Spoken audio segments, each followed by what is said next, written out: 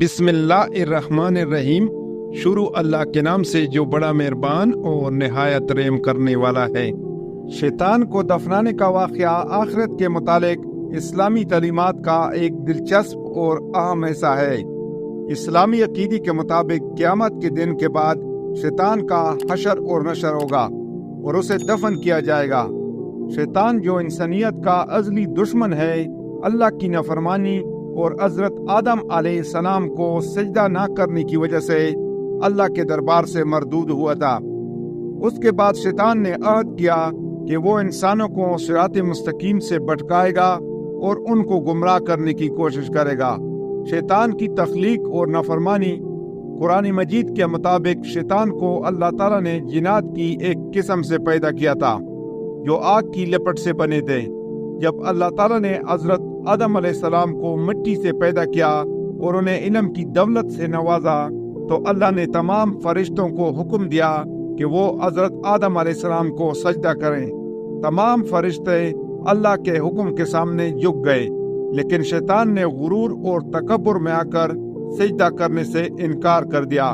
شیطان نے کہا، اللہ تعالیٰ قرآن مجید سورۃ الاعراف آیت نمبر 12 میں فرماتا ہے، میں اس سے بہتر ہوں، تو نے مجھے آگ سے پیدا کیا اور اسے مٹی سے۔ اس انکار کی وجہ سے اللہ تعالیٰ نے شیطان کو اپنی رحمت سے دور کر دیا اور اسے ہمیشہ کے لیے ملعون قرار دیا۔ شیطان کی دشمنی اور فتنہ انگیزی۔ جب شیطان کو جنت سے نکالا گیا تو اس نے اللہ سے مہلت مانگی کہ قیامت تک اسے زندہ رکھا جائے تاکہ وہ انسانوں کو گمراہ کرتا رہے۔ اللہ نے اسے یہ مہلت دی اور کہا کہ جو لوگ اللہ کے سچے بندے ہوں گے شیطان ان پر قابو نہیں پا سکے گا۔ شیطان نے انسانوں کو گمراہ کرنے کے لیے قسم کھائی اور ہر طرف سے ان پر حملہ کرنے کی دھمکی دی۔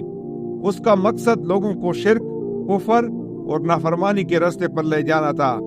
قیامت اور شیطان کا انجام۔ اسلامی تعلیمات کے مطابق قیامت کے دن اللہ تعالیٰ کی عدالت قائم ہوگی اور تمام مخلوقات کا حساب و کتاب ہوگا۔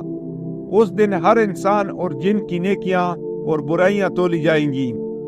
قیامت کے دن کے بعد شیطان کا بھی انجام ہوگا اور اسے جہنم میں ڈال دیا جائے گا۔ قرآن پاک میں بیان کیا گیا ہے کہ قیامت کے دن شیطان اپنے پیروکاروں کو کہے گا۔ اللہ تعالیٰ قرآن مجید سورۃ ابراہیم آیت نمبر 22 میں ارشاد فرماتا ہے، جب فیصلہ ہو جائے گا اور شیطان کہے گا، بے شک اللہ نے تم سے سچا وعدہ کیا تھا اور میں نے بھی تم سے وعدہ کیا، مگر میں نے جھوٹا وعدہ کیا تھا اور میرا تم پر کوئی زور نہیں تھا، مگر میں نے تمہیں بلایا اور تم نے میرا کہا مان لیا۔ یہ بات واضح ہے کہ قیامت کے دن شیطان کو اس کی گمراہی اور فتنہ انگیزی کی سزا ملے گی اور وہ اپنے پیروکاروں کے ساتھ جہنم کی آگ میں جھونک دیا جائے گا۔ شیطان کی موت اور دفنانے کے بارے میں مختلف اسلامی روایات اور احادیث میں ذکر کیا گیا ہے۔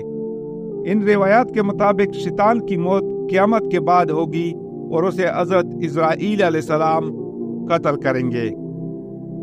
حضرت اسرائیل علیہ السلام وہ فرشتہ ہیں جنہیں اللہ تعالیٰ نے موت کے فرائض سونپے ہیں۔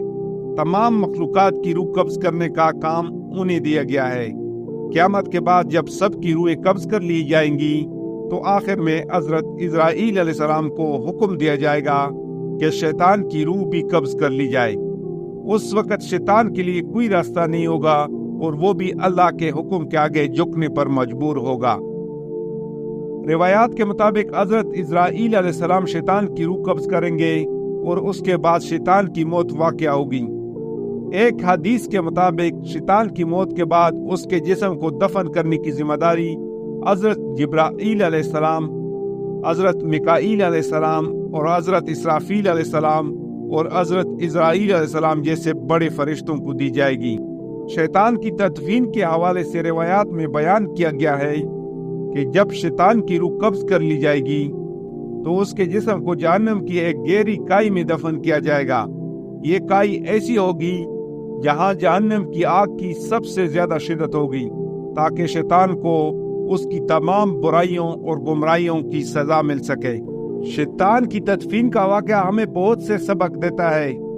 سب سے اہم سبق یہ ہے کہ انسان کو شیطان کے نقش قدم پر نہیں چلنا چاہیے اور اس کی فتنہ انگیزی سے بچنا چاہیے۔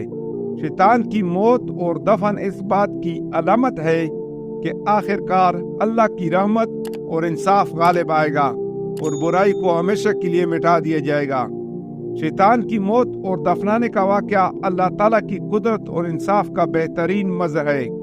अल्लाह ताला हर चीज़ पर कादिर है और वही हर मखलूक का खालिक है।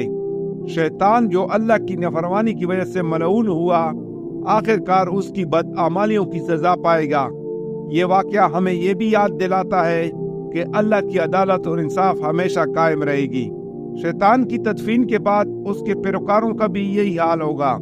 जो लोग शैतान के रास्ते पर चलते हैं, उसकी पैरवी करते हैं और अल्लाह की नफरमानी करते हैं, उनका इंजाम भी जहन्नम की आग होगी। क़यामत के दिन जब सबका हिसाब होगा तो शैतान के पैरोकार इससे मदद की फरियाद करेंगे, लेकिन उस दिन शैतान भी बेबस होगा। शैतान के दफन के बारे में जो अहदीस मौजूद हैं, वो हमें इस बात की यकीन दहानी कराती है कि हर बुराई और गुमराही का एक ना एक दिन खात्मा होगा। अल्लाह की अदालत में ना कोई नफरमान बच सकेगा, ना कोई जालिम और ना ही कोई फितनागर। इन अहदीस के जरिए ये पैगाम दिया गया है कि हमें अल्लाह की तरफ रुजू करना चाहिए और उसकी रजा की तलब में रहना चाहिए और शैतान के वसवसों से बचना चाहिए। इस वाक़ये से हमें ये सबक मिलता है और इसका नतीजा ये है, शैतान को दफनाने का वाक़या इस्लामी तालीमात में एक अहम पहलू रखता है, जो हमें ईमान की पुख्तगी, अल्लाह पर भरोसा और शैतान के वसवसों से बचने की तरगीब देता है। ये वाक़या हमें याद दिलाता है कि दुनिया की जिंदगी एक आजमाइश है और शैतान हमेशा हमें गुमराह करने की कोशिश में लगा रहता है। हमें अपने ईमान को मजबूत रखना चाहिए, नेक अमाल करने चाहिए और बुराई से बचना चाहिए, ताकि हम क़यामत के दिन अल्लाह की रजा हासिल कर सकें और शैतान के अंजाम से महफूज रह सकें। अल्लाह ताला हम सबका हामी नासिर हो। जज़ाकल्लाह। अल्लाह हाफिज़।